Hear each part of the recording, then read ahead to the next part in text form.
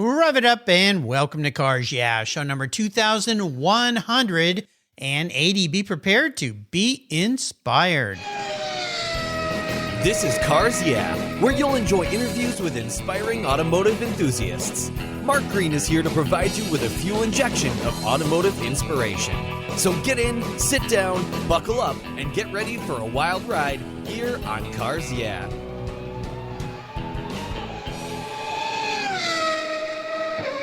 Hello, inspiring automotive enthusiasts, and welcome to Cars Yeah. Today I'm in Salt Lake City, Utah, with a very special guest by the name of Mia Vivaca. Mia, welcome to Cars Yeah. Do you have it in gear, and are you ready to release the clutch?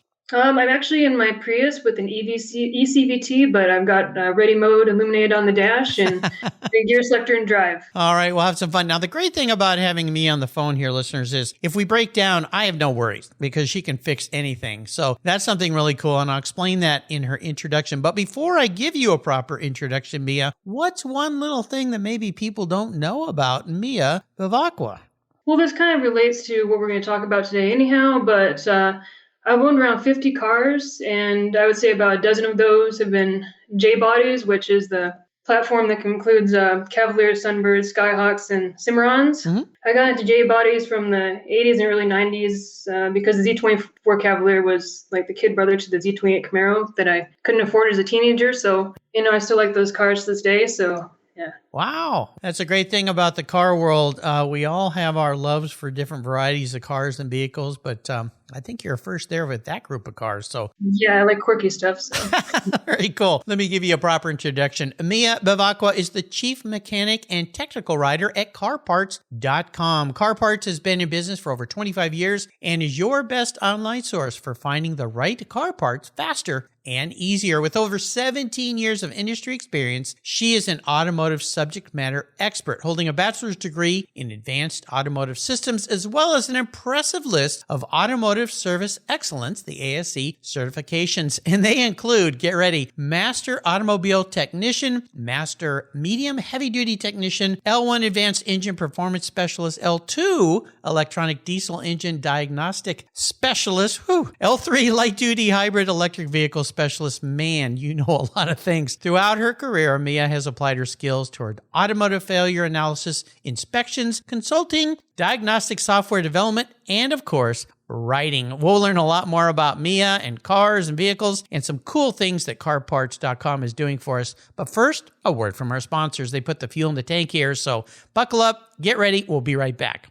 Autumn has arrived, the weather is changing, and that means your vehicle needs extra protection against everything that Mother Nature can drop. Covercraft offers you a multitude of layers and protection for your special rides. Are you putting your summer toys, watercraft, RV, motorcycles, trailers, even your patio furniture away? Well, Covercraft has a custom fit cover just for you. Covercraft offers you 10 different car cover options. That's right, 10 for your vehicle's protection, whether you store it inside or out. All carefully crafted into the form and fit with the quality and attention to detail that's been their standard since 1965. And don't forget their custom fit seat covers, pet pads, yeah, Fido's gonna get wet and muddy, dash mats, sunscreens, and custom fit floor mats and trunk mats are available at Covercraft.com. Whatever the surface you want to protect, Covercraft has a solution just for you. And if you use the code YEAH21 at Covercraft.com, you'll get 10% off your Covercraft order plus free shipping. That's right, 10% off and free shipping. Simply use the code YEAH21 at checkout. Come on, Mother Nature, bring it on. Covercraft, protecting the things that move you. American Collectors Insurance is my go-to for collector car insurance and more. But did you know they also insure your valuable collections of automobilia and other collectibles? If you're like me, you've invested in a lot of cool collectibles over the years. Those items are valuable. And if you were to lose them in a theft or a fire, well, try to get your normal homeowner's insurance to pay you what they're worth. Good luck with that. American Collectors Insurance provides you with assurance and confidence that your collectibles are fully covered. They insure a lot of items, including automobilia, wine, baseball cards, books, figurines, die-cast models, model trains, glassware, sports memorabilia, toys, and a whole lot more. American Collectors Insurance, they've been protecting us enthusiasts since 1976. They provide you with an agreed value insurance policy backed by a long history of taking care of their clients. Give them a call today for your personal agreed value quote at 866-ACI-YEAH. That's 866-224-9324. Tell them you're a friend of mine, Mark Rains here at Cars Yeah, American Collectors Insurance. Classic car insurance designed by collectors for collectors. Automotive enthusiasts just like you and me. That's American Collectors Insurance. Fall is here, and you know what that means. Time to put a good coat of protection on your vehicle. I'm teamed up with AutoGeek, and they've been the leading source of auto detailing products, accessories, and expert knowledge for more than 20 years. What started back in 1997 as a small mail-order catalog company grew into a multi-website-based e-commerce store, and that's what they are today. With a large online presence on its own website featuring close to 100 different brands, AutoGeek has grown to be the largest car care retailer in the country. AutoGeek's wholesale program serves accounts in over 30 countries, and its retail sector ships worldwide. If you want to protect your vehicle this fall, and you should, go to autogeek.net for the best product selection on the internet today and technical support. AutoGeek.net is where I go for my detailing needs. That's autogeek.net. So, Mia, we are back. Wow. When I think about what you know and what you do and what you can do, pretty incredible, pretty impressive. And we are going to talk about car parts and some of the very unique things that you're doing there. But I want to go back in time first and ask you, why did you get into this industry, being very technical minded and knowing all the things you do? Kind of walk us through your career path, education, because, man, you got a lot of things in your head. Yeah, so basically I was just born to liking, I was into how like things work. I guess I started out with wanting Hot Wheels as a kid. My mom tried to give me Barbies and I asked Hot Wheels and Transformers. And then, I was always interested in like fixing things and how things work. And then as a teenager, that kind of rolled into cars. So I got an associate's degree right out of high school, just general education. Then I dropped out my first bachelor's degree and became a mechanic. I trained, never went to tech school to be a technician. I actually started out as an apprentice. I had an amazing couple of gentlemen that I worked with as an apprentice, and that taught me the basics. After being there for a couple of years, I went and finished a bachelor's degree at Weber State in advanced automotive systems. After that, I went to, I was a technician for about 2.5 years before I went to school to get my bachelor's. But then after I graduated, I went to work for Snap-on Diagnostics as an applications engineer. Then I came back to Salt Lake City to pursue a second bachelor's degree, which I never finished.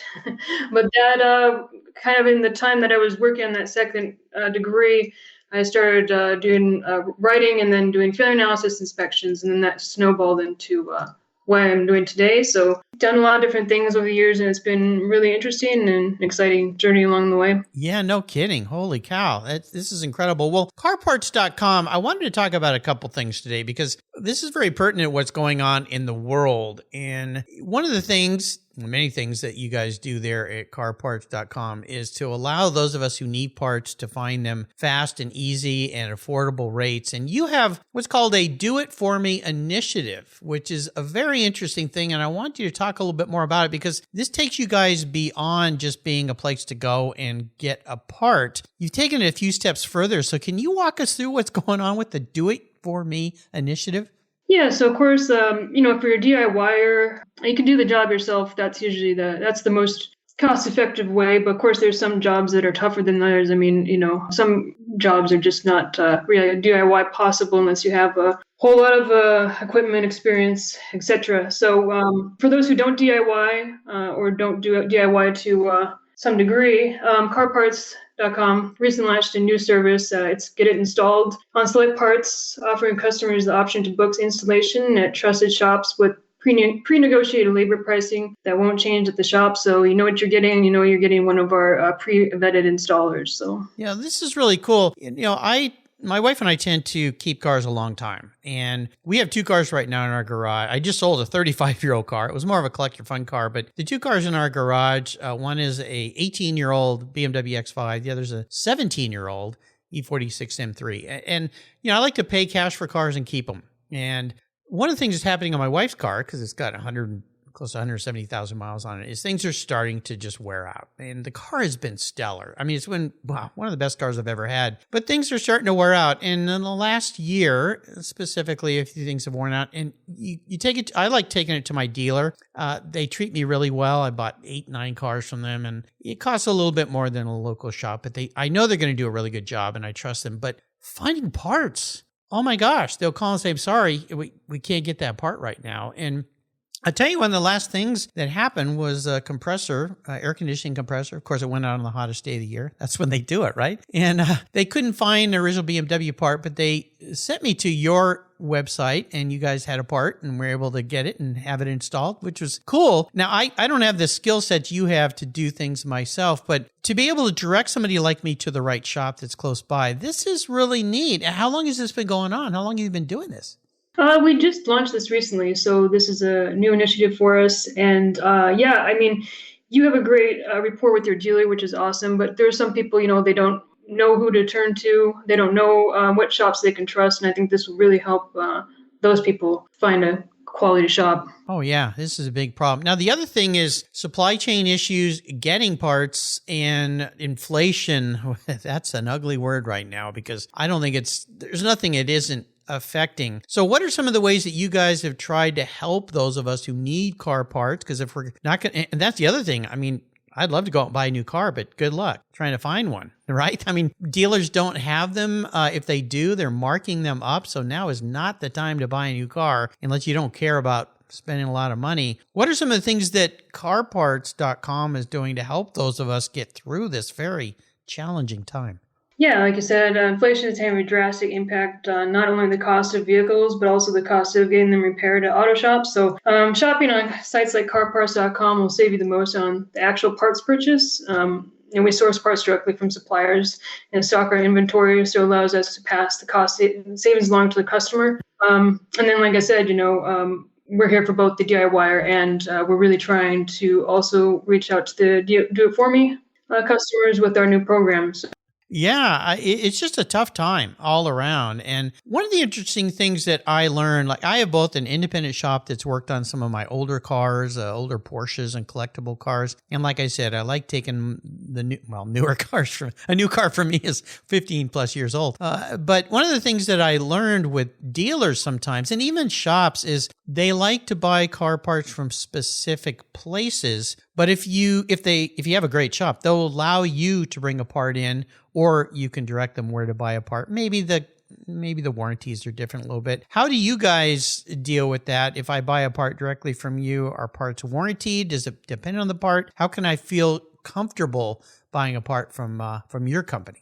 Yeah, the warranty will depend on the part, but we have an awesome customer service team who's always here to answer questions and on a particular part, or, if there is ever any, countering issues, we've got the best individuals ready to help out, do whatever they can to make the customer happy. And some shops will, we do have, quite a few people that they do buy our parts and have their mechanic install them. And, some shops are willing to do that. Some shops aren't, but that definitely is a trend that is becoming more popular too, it seems.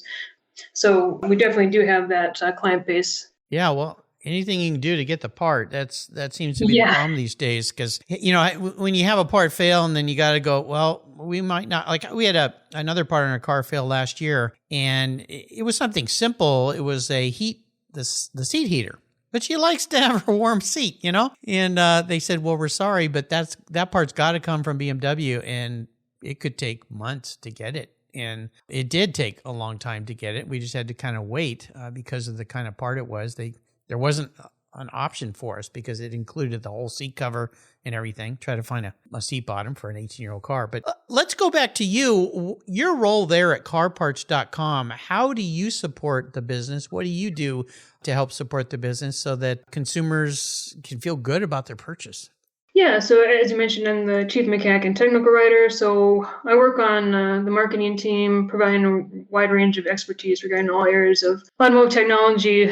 So I do everything from writing articles that will go out to industry publications to I've actually kind of go across a bunch of platforms that we have and answer technical questions. I write articles for our particular website. Basically, if it has to do with anything technical, I'm the go-to. Now, on your website, aside from going to your website and finding parts, are there other places on your website where I can go and learn about things? Yeah, so we do have a blog. It's in the garage, and it's at the bottom of if you scroll down to the bottom of the web page, it's down there. We do have content that goes out if you subscribe to our mailing list as well.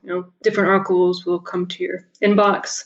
So there's a couple other ways that you can learn as well through Car Parts. Yeah, well, very cool. So there's more than just buying parts there. I noticed in your garage, and you mentioned it, you alluded to it in the intro there, one of your stories is 5 hybrids and EVs that could become future classics. And I read that and I went, what? Wait, we're just kind of coming online with this stuff, but they've been around for a little while. Is that an article that you wrote? Yeah, that article, I actually just wrote that. I think I published it on Friday. Yeah. So, I mean, like you said, people think that they're just new, but a couple that I mentioned in that article, which was a very limited production, was the 97 RAV4 EV. So, I mean, 97, that's a little while ago. Yeah. And that was a limited production, but the Honda Insight was the first hybrid in 1999. So, I mean, hybrids and EVs are not new. I mean, yeah, they're not. Especially hybrids have been around for a couple of decades in mass production.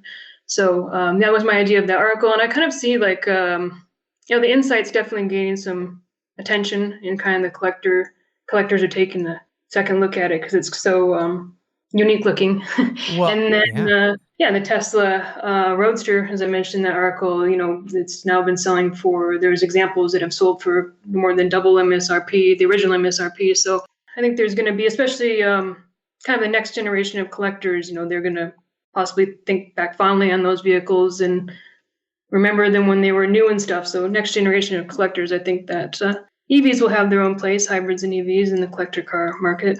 Well, yeah, I think so too. And you think about Radwood, which has come on in the last few years of a next generation of young people, young compared to me, that are into that era of cars. There's a whole group of people into the Malaise cars in the 70s. So this is just a natural evolution, I think. Yeah, I'm definitely into the Malaise. I guess if the Malaise includes the 80s, then I'm into that too. So. Yeah, a little bit. Yeah, if you look at the Honda Insight, really unique car, but you go back to the General Motors EV1, and I mean, it's a car you just never see. You might see it in a museum and so forth, but lots of history there, a lot of fun stuff. I like to ask my guests about what I call our driving inspirations, people who are mentors in your life or influential people that helped you along. Is there somebody like that in your world?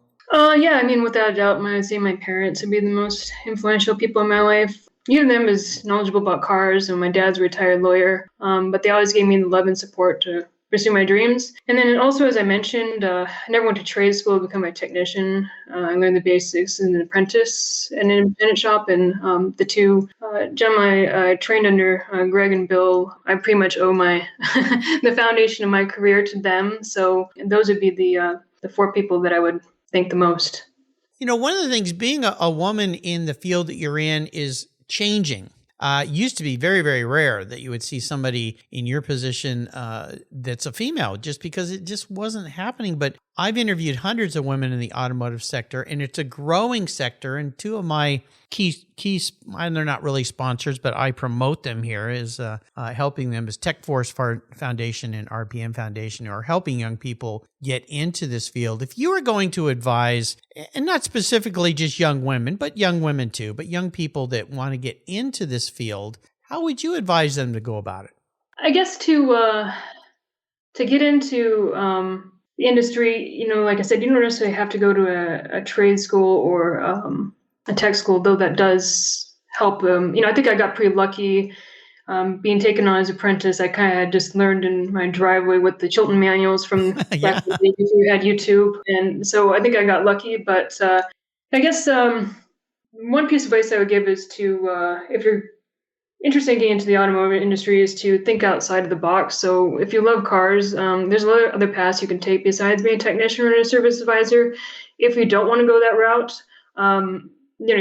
obviously I've done a lot of different things. Even though I started my career as a technician in my early 20s, it's been a long time since I've turned wrenches professionally. So that's just something there's a lot of different ways to go about it. Like, you don't have to go to a trade school and then just go right to being a technician. And that's not the only path there is. So I guess like my best piece of advice is, to think outside the box. And, if you're passionate about automotive and then something else, like, think of ways to combine those things, like, writing and your love of cars. There's a lot of different routes. So, just be open to new opportunities and paths that you wouldn't think about. It's pretty incredible how it's changed. I have a nephew who started he went to a tech school, learned how to work on vehicles, was hired by Volkswagen, worked his way up to be the head service advisor. And then he really kind of fell in love with Tesla. And now he works for Tesla in a whole entirely different kind of role. He doesn't spin wrenches anymore. I mean, those cars don't have a lot of that kind of need, and is helping people online with their Teslas and so forth.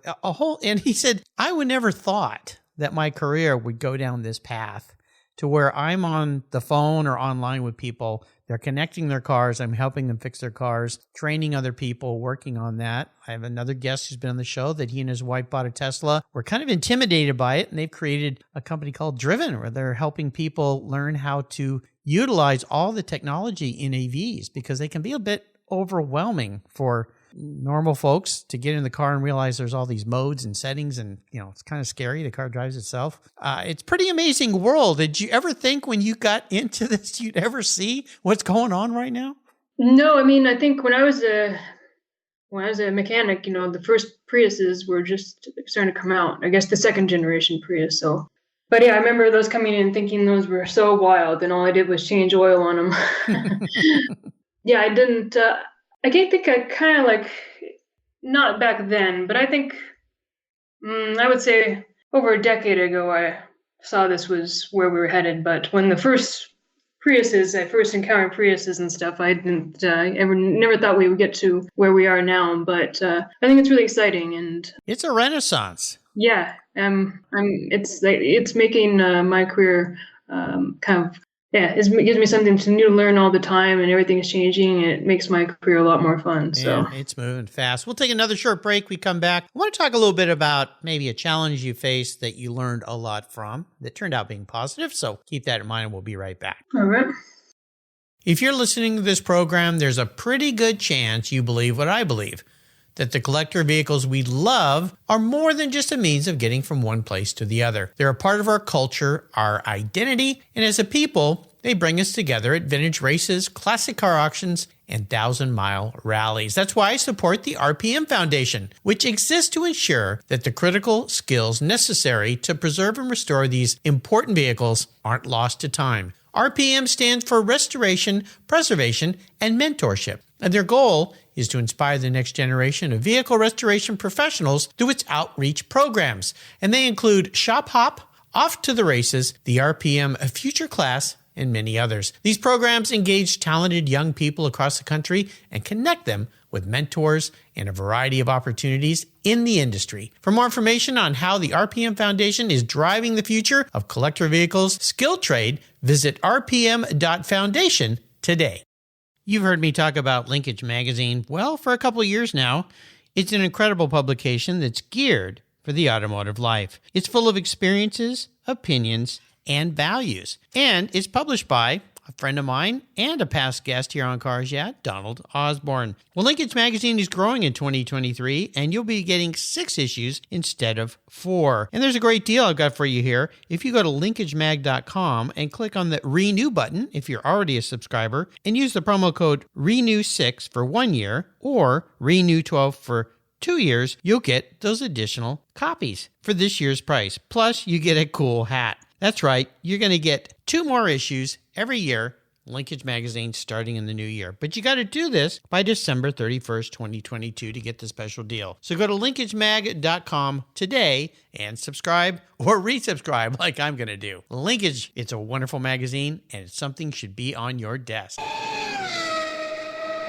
So Mia, let's talk about this. The big challenge question, I call it here, is really more about the positive lesson. Maybe it was a tough time going through the situation, but as you look back now, you say, wow, I had never realized how important that was in my life or my career. I've heard all sorts of answers to this question, so you jump in the driver's seat and take it away. Yeah, I mean, I guess when I was young, there weren't as many women in the industry as there are now, even though still aren't as many.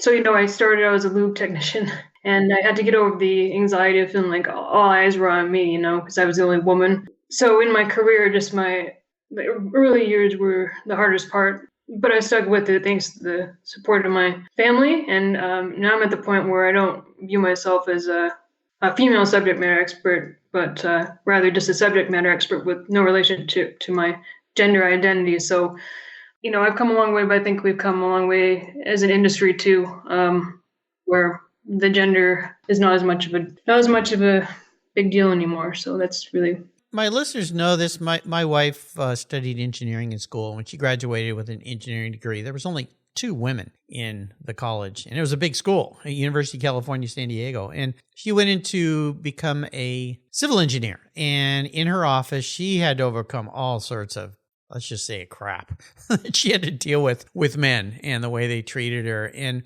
her boss was really supportive and used to say, look, Jill, you got to dazzle them with your brain. You are very intelligent. And my listeners have heard this on ad nauseum. My wife is way smarter than me. She is super brilliant. And that's the way she tackled that. If you were going to advise a woman today, and it has improved, but there's still challenges out there. Heck, there's challenges for men sometimes too. How would you advise a young woman getting into this field that's feeling some of that pressure, the gender-related pressure, let's just put it that way? How would you advise that person to work through that and twist it around and make it positive?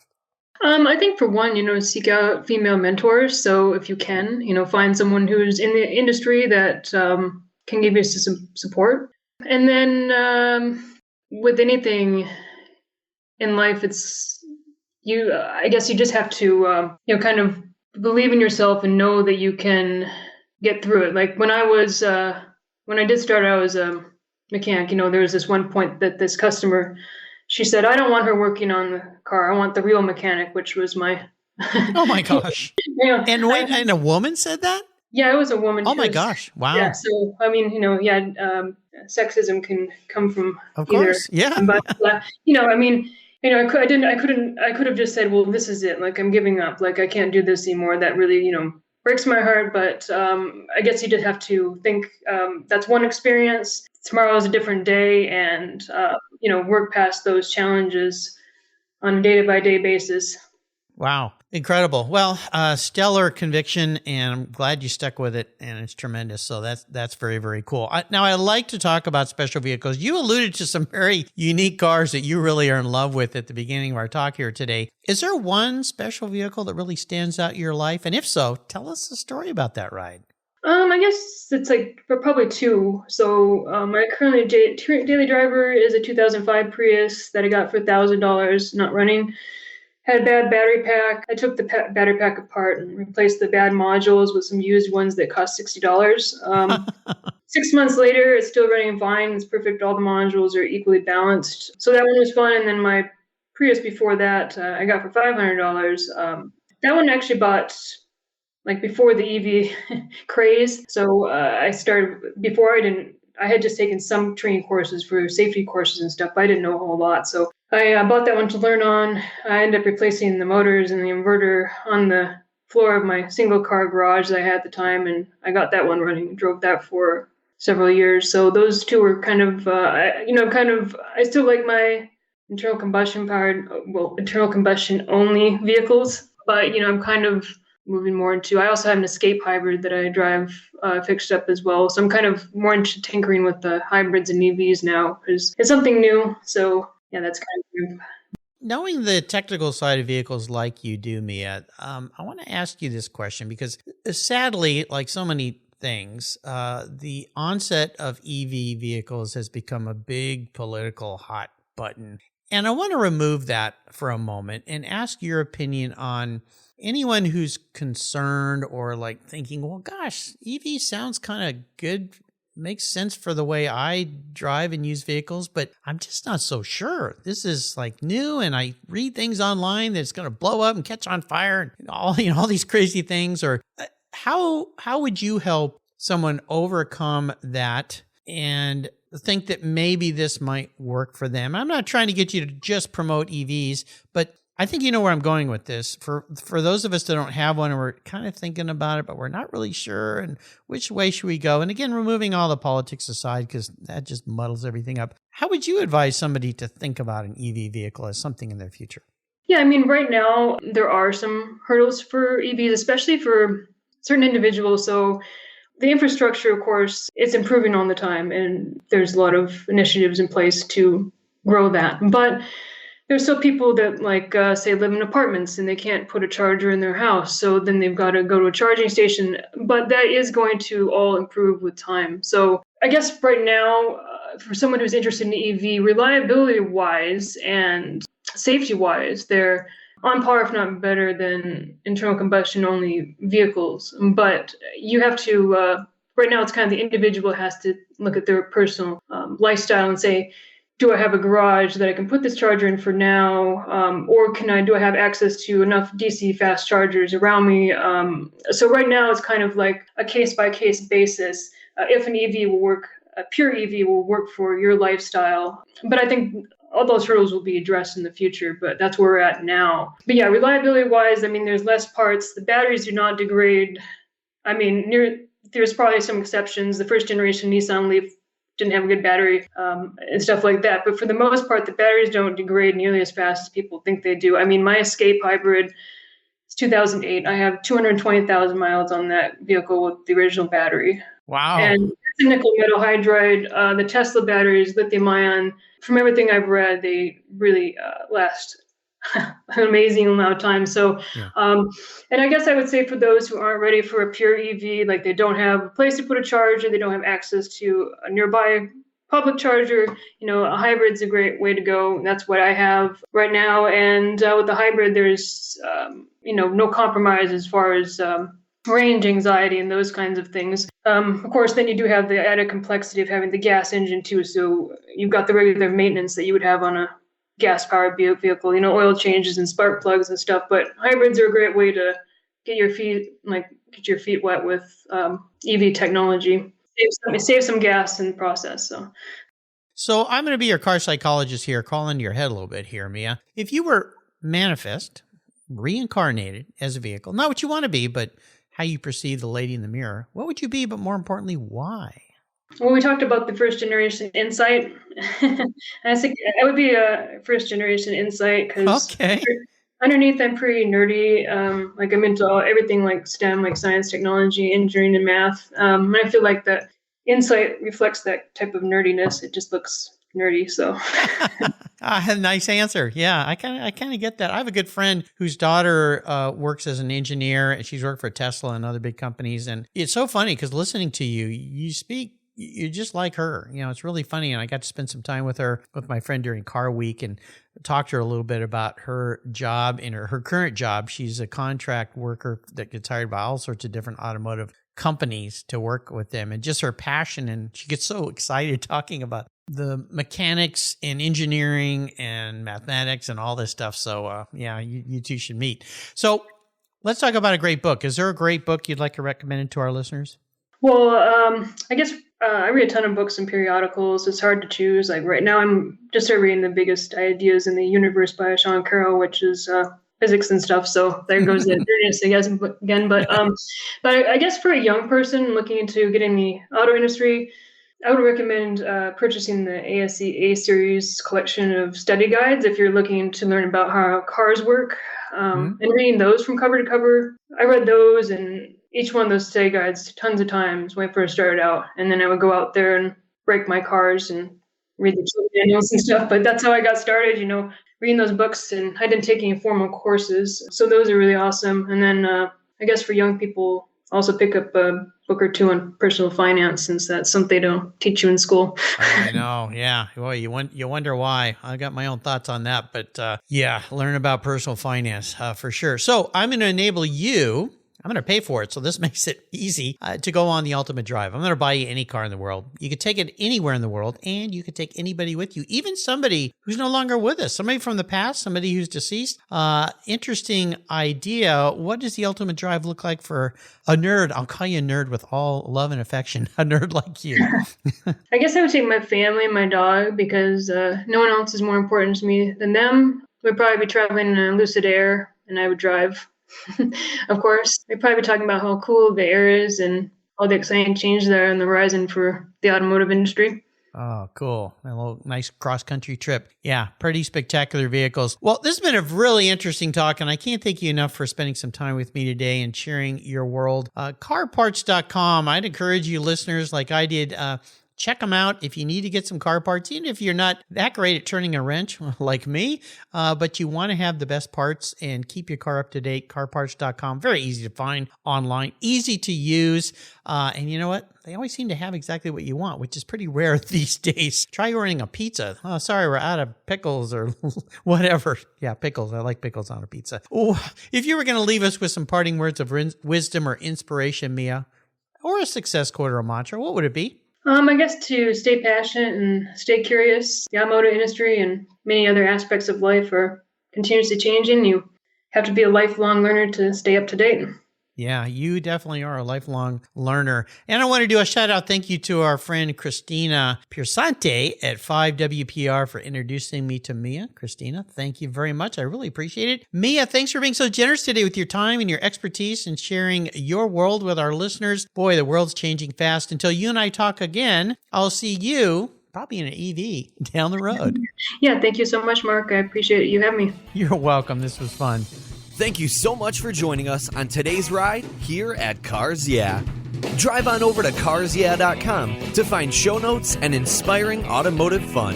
Download your free copy of Filler Up, a fun book filled with gorgeous photographs of fuel filler fun, including quotes from more inspiring automotive enthusiasts. Download your copy today, and we'll see you next time on Cars Yeah.